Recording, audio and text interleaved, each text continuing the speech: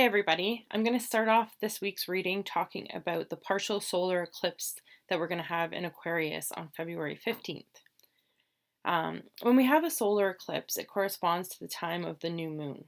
So this is an excellent time for new beginnings.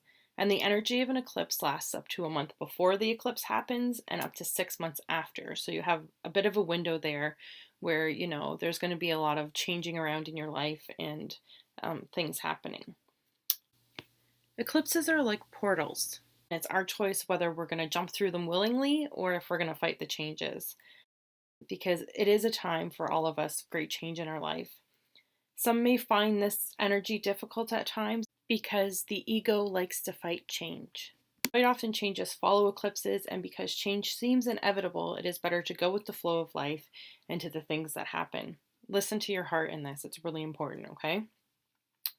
This energy may be hard at times, but it leads you to a new and better you. When you get to the end of this energy, you will look back and be able to see the amazing changes and growth that you have gone through. So if you'd like your own personalized reading, you can check the link below. It's a new moon reading, and the energy for that reading though is gonna last for the next 6 months for you. So let's start our reading. The first card we have is the energy coming into the week, okay? And the card that we got here is the moon, and the moon's a major arcana card, which means that it's very important. It holds a lot of weight in this reading. And first, let's be obvious, we have a new moon that coincides with the solar eclipse that's happening. So I think a lot of that energy is playing into this week, right? It's really strong. But remember that under the light of the moon sometimes, like when you have a full moon, things don't always appear as they actually are. Our imagination can run away with us. Fears, almost like delusional fears, like fears that don't really have any basis. They just seem to come out of nowhere. And also, the angels are saying to pay attention to things like behind the scenes, like what you can't necessarily see. Sometimes a person may tell you something, but in the back of their mind, maybe there's something else going on or they're thinking something different. It's just really important to pay attention to things that aren't readily apparent to you this week. And it's not saying like to distrust people, it's just saying don't take everything at face value this week, okay? But the moon is also awesome for developing like intuition, psychic insights. And I'm getting like a main message with this card is for a lot of you, you need to start working with the energy of the moon. Okay, follow her cycles, follow what sign she's in. This will prove very beneficial for you in your life to help manifest your goals. Just to notice how you feel on different days of the week, the cycles she's in, how you're feeling during those cycles, or even the signs to pay attention. And in this card, because we're using the angel tarot cards this week, the archangel is Archangel Haniel. Okay, and she's also great if you want to tap into your intuition or work with the cycles of the moon. And here on the card, the wolf has stood out to me. I don't know if you guys can see it clearly or not, but the wolf is there, but it's kind of in the forest. And what that tells me is your angels and guides want you to know that they have your back. They are watching out for you on the sidelines. With the moon, you are being asked to release fears that hold you back. So when you're setting intentions for this new moon that's coming up, a big thing is release those fears and name those fears, right? The new moon usually is for planting seeds, but this is such a huge one that we just want to get rid of anything that isn't needed, It depends what you want to create, what your goals are for this new moon, but there might be some things you need to let go in order for that to happen. And the letting go process will happen as, the moon cycles go on, but it's really important for you to be willing to let go in order to create anew, to open that portal, to open that door. The next card we have is the challenge card, and here we have the 10 of Earth. And so what the challenge here is that maybe you guys aren't feeling that much harmony within your family life, but I'm getting an even bigger message here is that a lot of you don't feel that you have the financial security that you need in order to make some of your dreams come true.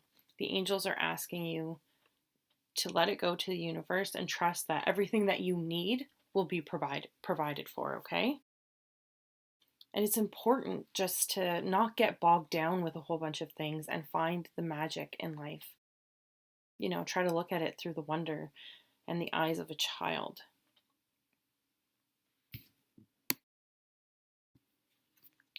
So the next card is the main theme of the week, and here we have the King of Fire. The King of Fire is somebody who knows what they want. There's a lot of focus towards your goals and your dreams and what you want, and they're just telling you, like, keep pounding that in, keep focusing on what you really want. These seeds are being planted. It's a lot of energy to help you plant those seeds. Be your own leader, and I'm getting here, have a lot of courage, step out of your comfort zone and do something that you wouldn't usually do. So really think about that, like, what is it that you can do this week that's going to help you on your path?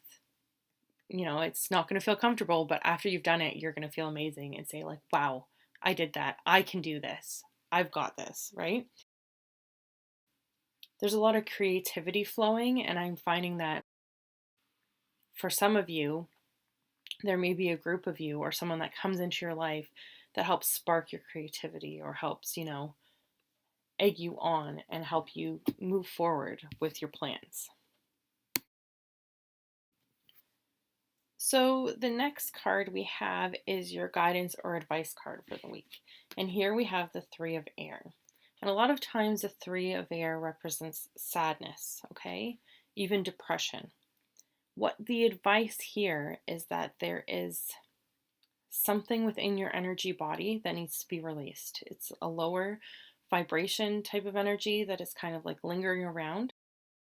You're being asked to call upon the angels to ask them to take it away. It's not yours to carry anymore. You've dealt with, like, you've gone through it. There's no reason for you to keep holding on to it. So the advice this week is to let it go. Let the sadness go. Almost like the story of victimhood. Let it go. This is such a new beginning. But this also is saying that, it's time to heal this. Whatever this is for you, it's so important that you heal it. And also forgiveness for yourself and forgiveness for other people. So the next card is the energy at the end of the week heading into next week. And here we have the Four of Air. What this tells me is that a lot of you have worked on the Three of Air, the sadness of things like that. So the Four of Air comes in next, and it's telling you it's time for you to rest and rejuvenate. There has been a great cleansing that has taken place for you, and it's time to honor your body, your physical body, your energy body. It's tired, and when you rest, you also allow healing. This is also a great time to incorporate meditation, even if it's 5 minutes every day, like something for you to get in touch with your inner self, have a dialogue with yourself and see the path that you want to be taking. This is not necessarily a time to make huge decisions. Really, it's about healing, letting that healing energy in.